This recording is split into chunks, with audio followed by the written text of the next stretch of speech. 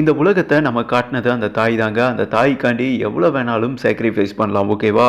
அந்த மாதிரி ஆப்கானை உருவாக்குனது டீம் இந்தியா தான், ஓகேவா? இந்த நிலையில் அவங்க வந்துட்டு ஒரு மிகப்பெரிய சாக்ரிஃபைஸ் பண்ணியிருக்காங்க என்றே சொல்லாங்க.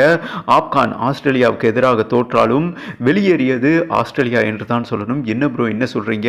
அண்ட் ஃபைனல் வந்துட்டு டீம் இந்தியா சென்றுள்ளார்கள் என்பது குறிப்பிடத்தக்கதுங்க. கிளியர் கட்டாக வந்துட்டு உள்ளே போயிருக்காங்க என்றே சொல்லலாம். அது எப்படி ப்ரோ? நம்ம வந்துட்டு champion trophy today match Australia versus Afghan மோதினாங்க இல்லையா? அந்த மேட்ச் ஹைலைட்ஸ் வந்துட்டு நம்ம மிக விரைவாக பார்க்கலாம். பாயிண்ட் டேபிள் வந்துட்டு வேறு லெவலில் திருப்பம் ஏற்பட்டிருக்கு என்றே சொல்லாங்க. இந்தியாவுக்கு மொத்தமாக சாதகமாக மாதிரி இருக்குது. அந்த சாதகம் என்ன சகஜமாக பார்க்கலாம். ஓகே, ஆப்கான் முதல் பேட் பண்ணாங்க. ஆரம்பத்தில் 60 ரன்னுக்கே டப்புன்னு 5 விக்கெட் போயிடுச்சுங்க. அதுக்கப்புறம் செய்யதுள்ள அட்டல் 85 ரன் அடித்தார். டம்முன்னு அடித்தாருங்க. 3 சிக்ஸர் 6 பவுண்டரி 85. அண்ட் வேறு லெவலில் தான் ப்ளே பண்ணுறாங்க. 60க்கு 4 போயிருந்தது. அதுக்கப்புறம் 273 ரன் 50 ஓவரில் அடிச்சிருக்காங்கன்னா ஆப்கான் கிட்ட வேற லெவல் வில் பவர் இருக்கு என்று சொல்லாங்க. அண்டு அஸ்மதுல்லா 67 டீசெண்டாக மிடில் ஆர்டர் பேட்ஸ்மேன் வந்துட்டு சின்ன கேமியோ டீசெண்டாக பண்ணதுனால 273 இவ்வளோ ரன்னே ஆஸ்திரேலியாவுக்கு எதிராக அடிக்கிறது மிகப்பெரிய வில் பவர் இருந்தால் தாங்க முடியும். அந்த வில் பவர் ஆப்கான் கிட்ட இருக்கு. ஓகே, பின்னர் ஆஸ்திரேலியா சேஸ் பண்ணாங்க. நாக்பூர் வந்துட்டு ஸ்பின்னுக்கு ஒர்க் அவுட் ஆகும். ஆனால் இந்த பைபிள் என்ன பண்ணிடுச்சுன்னா ஸ்பின்னர் வர்றதுக்குள்ள சீமர்ஸ் கிளின்னு கிழிச்சு விட்டாங்க என்று சொல்லாங்க. இந்த ஹெட்டு தலைவலி இந்தியாவுக்கும் தலைவலி, நம்ம ஃப்ரெண்டு ஆப்கானுக்கும் மிகப்பெரிய தலைவலி. கொஞ்ச நேரத்தில் 60 ரன் அடிச்சிட்டாருங்க. பவர் பிளேலேயே 100 ரன் அடிச்சு கொடுத்துட்டாரு.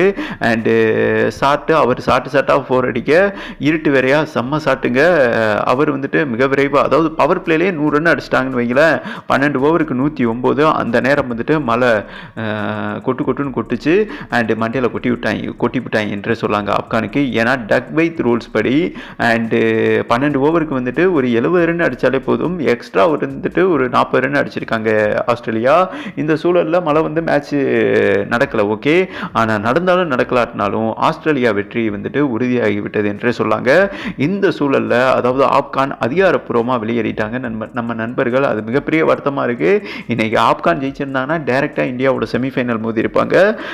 பட் அதில் வந்துட்டு இந்தியா தோத்தாலும் நமக்கு ஹாப்பி தான், ஆப்கானிஸ்தான் ஜெயித்தாலும் நமக்கு ஹாப்பி தான், அதே மாதிரி ஆப்கானிஸ்தான் தோத்தாலும் ஹாப்பி தான், அண்ட் இந்தியா ஜெயிச்சாலும் ஹாப்பி தான். இதை 2 பேருமே மென்ஷன் பண்ணியிருந்தாங்க, 2 டீமே. ஓகே, இங்கிலாண்டை பீட் பண்ணிய பிறகு ஆப்கானிஸ்தான்.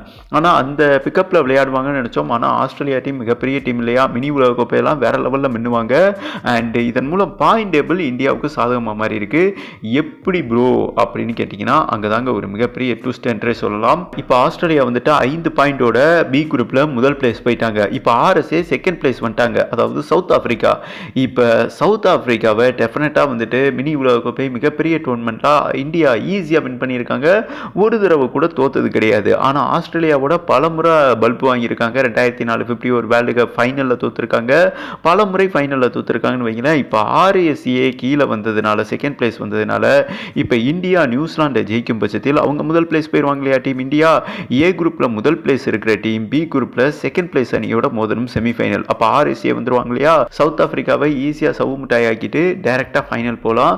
அதனால் இவங்க தோத்தாலும், அதாவது என்னங்க சொல்கிறது, ஆப்கானிஸ்தான் தோத்தாலும் இந்தியாவுக்கு ஒரு விதத்தில் நல்லது செஞ்சுட்டு தான் போயிருக்காங்க. ஆனால் ஆஸ்திரேலியா முதல் பிளேஸ் வந்திருக்காங்க பாருங்கள் பி குரூப்பில். அப்போ நியூசிலாந்து வந்துட்டு செகண்ட் பிளேஸ் வருவாங்க ஏ குரூப்பில். அப்போ நியூசிலாண்டும் ஆஸ்திரேலியாவும் ஃபைட் பண்ணுவாங்க. 2 டீமே சரிக்கு சமம் வாய்ந்தவங்க. இதில் வந்துட்டு நியூசிலாந்து வின் பண்ணாலும் நமக்கு சாதகம், ஆனால் ஆஸ்திரேலியா வின் பண்ணால் மிகப்பெரிய டேஞ்சருங்க. ஆஸ்திரேலியா ஃபைனலுக்கு வர்றது மிகப்பெரிய டேஞ்சர். பட் நியூசிலாண்டோட அவங்க மிகப்பெரிய தொடரில் தோற்றுருக்காங்க, ஓகேவா?